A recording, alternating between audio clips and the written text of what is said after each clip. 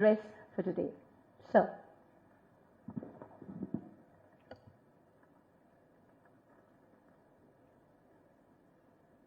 भारत माता की, भारत माता की। Indian association of social science institution के इस 24वें वार्षिक सम्मेलन में मंच पर आसीन दून विश्वविद्यालय की कुलपति प्रोफेसर सुरेखा डंगवाल जी, कुलपति नालंदा विश्वविद्यालय श्री सचिन चतुर्वेदी जी, नीति आयोग भारत सरकार के सदस्य और जिनका अभी हम सब लोगों ने उद्बोधन सुना, प्रोफेसर रमेश चंद जी, अलख N Sharma ji, IC Awasthi ji, SR Hashim जी, राजेंद्र ममगई जी, विभागाध्यक्ष अर्थशास्त्र प्रोफेसर दून विश्वविद्यालय श्री श्याम अग्रवाल जी, उत्तराखंड आवास विकास परिषद जेपी ममगई जी और इस सभागार में उपस्थित सभी हमारे प्रोफेसरगण, सभी विभागाध्यक्ष, विभिन्न संस्थाओं से पधारे सभी महानुभाव, देश विदेश से आए हुए सभी अतिथिगण, विशेषज्ञ, सभी शोधकर्ता एवं अन्य सभी महानुभाव, मीडिया के सभी मित्र, मैं इस Indian association of social science institution के वार्षिक सम्मेलन पर आप सभी के उपस्थित होने पर आप सबका देवभूमि उत्तराखंड के मुख्य सेवक के रूप में आप सभी का हृदय से स्वागत करता हूं, आप सबका अभिनंदन करता हूं। मेरे लिए अत्यंत हर्ष का विषय है कि आज मुझे समाज और देश के लिए उल्लेखनीय कार्य करने वाले आप सभी अपने अपने क्षेत्रों के अनुभवी, विशेषज्ञ, विशिष्टताएं जिनके पास हैं, उनके समक्ष उपस्थित होने का शुभ अवसर प्राप्त हो रहा है। मुझे बताया गया कि IASSI के इस 24वें वार्षिक अधिवेशन में ये 3 दिनों में विभिन्न सत्रों का आयोजन किया जाना है, जिसमें सामाजिक कल्याण, अर्थशास्त्र, रोजगार, उद्योग, कृषि, तकनीकी, पर्यावरण और नगरीकरण जैसे महत्वपूर्ण विषयों पर देश विदेश के प्रख्यात विद्वानों द्वारा यहाँ पर बहुत सार्थक विचार विमर्श किया जाएगा, चिंतन मंथन किया जाएगा, आपस में संवाद किया जाएगा। मुझे पूरा विश्वास है कि इस चिंतन से निकला अमृत न केवल सामाजिक नीतियों के प्रभावी क्रियान्वयन में मार्गदर्शन का काम करेगा, बल्कि राज्य और राष्ट्रीय स्तर पर जन जन के कल्याण के लिए ठोस और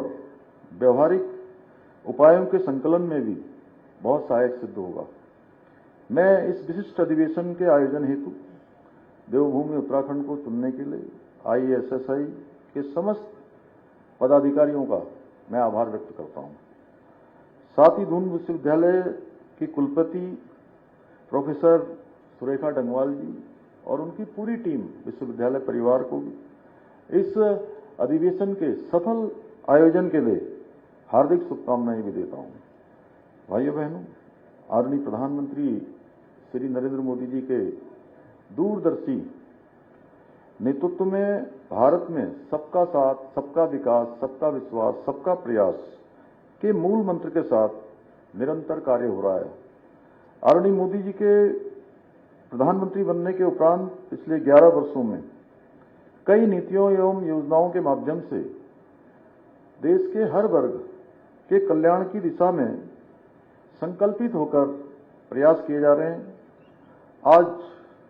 अंतिम छोर में खड़ा व्यक्ति, उसके कल्याण के लिए प्रारंभ की गई जनधन योजना, उज्ज्वला योजना, प्रधानमंत्री आवास योजना, आयुष्मान भारत योजना और मुफ्त राशन योजना जैसी अनेक जन कल्याणकारी योजनाओं का लाभ आज देश के करोड़ों लोगों को मिल रहा है। वहीं सोलर मिशन, इलेक्ट्रिक मोबिलिटी,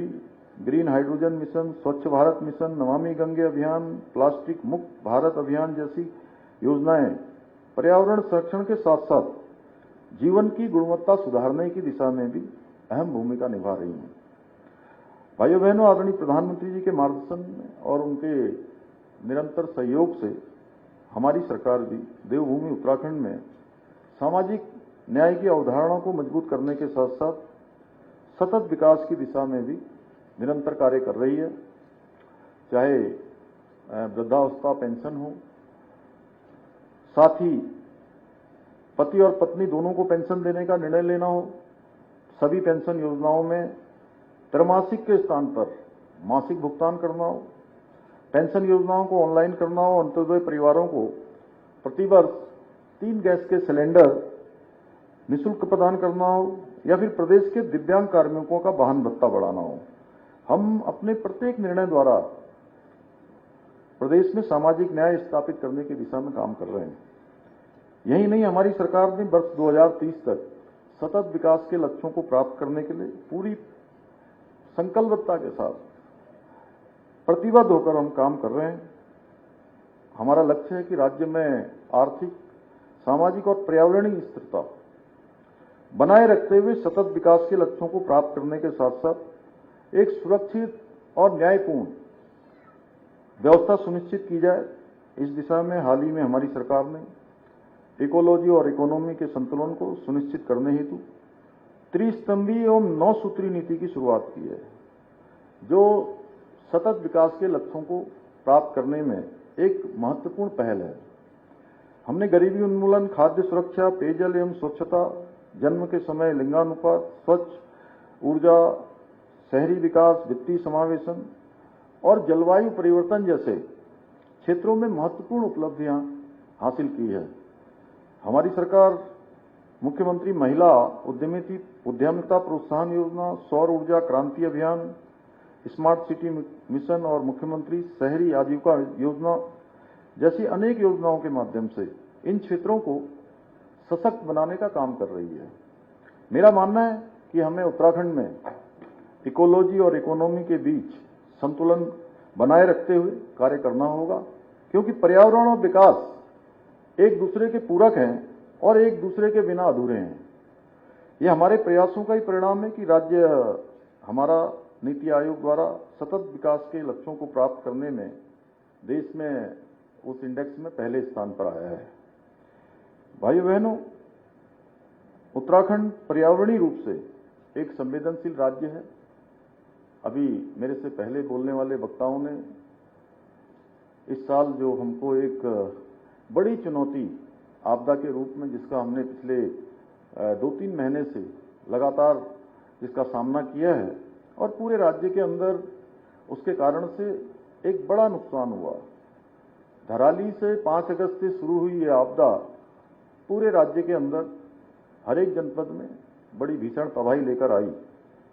हमारे राज्य में जलवायु परिवर्तन, आपदा प्रबंधन, स्वास्थ्य सेवाओं की पहुंच, सतत कृषि और जल संसाधन प्रबंधन जैसी अनेक चुनौतियां हैं, जहां पर हमें बहुत प्रभावी तरीके से काम करने की आवश्यकता है। मेरा मानना है कि एआई के माध्यम से इन सभी क्षेत्रों में एक क्रांतिकारी परिवर्तन लाया जा सकता है। हमें एआई संसाधनों को तेजी से अपनाकर सतत विकास के लक्ष्यों को प्राप्त करने में नई ऊंचाइयों तक ले जाना होगा। मुझे ये बताते हुए अत्यंत प्रसन्नता हो रही कि हमारी सरकार ने सामाजिक विकास के क्षेत्र में सामूहिक प्रयासों को और सशक्त बनाने के लिए टाटा ट्रस्ट, नेस्कॉम और बागवानी फाउंडेशन के साथ 3 महत्वपूर्ण समझौते भी किए हैं, जहां एक और टाटा ट्रस्ट के सहयोग से राज्य में जल प्रबंधन, पोषण, टेलीमेडिसिन, ग्रामीण आजीविका और हरित ऊर्जा जैसे क्षेत्रों में समग्र और सतत विकास को सशक्त किया जा रहा है। वहीं नेस्कॉम और बागवानी फाउंडेशन के सहयोग से artificial intelligence, data science, cyber सुरक्षा, पाइथन, जनरेटिव एआई, कौशल विकास एवं स्वरोजगार जैसे क्षेत्रों में युवाओं को आवश्यक कौशल और ज्ञान प्रदान किया जा रहा है। हमारे इन सभी नवाचारों का ये प्रयास है कि उत्तराखंड को सस्टेनेबल डेवलपमेंट के एक मॉडल के रूप में स्थापित किया जाए। मेरा मानना है प्रदेश के समग्र और समावेशी विकास के लक्ष्यों को प्राप्त करने के लिए राज्य के प्रत्येक नागरिक को सामूहिक रूप से प्रयास भी करने होंगे, तभी हम एक जैसी सोच है, जैसे हमारे वक्ता उत्तराखंड के बारे में जो विचार रखते हैं, जो उनकी दूरदृष्टि है, विकसित और आत्मनिर्भर उत्तराखंड का एक सपना हम साकार कर सकते हैं। भाइयों बहनों, हमारी सरकार उत्तराखंड को देश का श्रेष्ठ राज्य बनाने के अपने विकल्प रहित संकल्प के साथ निरंतर कार्य कर रही है। मुझे पूरा विश्वास है कि इन 3 दिवसीय अधिवेशन से जो प्राप्त विभिन्न विचार हमारे इस संकल्प को और साकार करने की दिशा में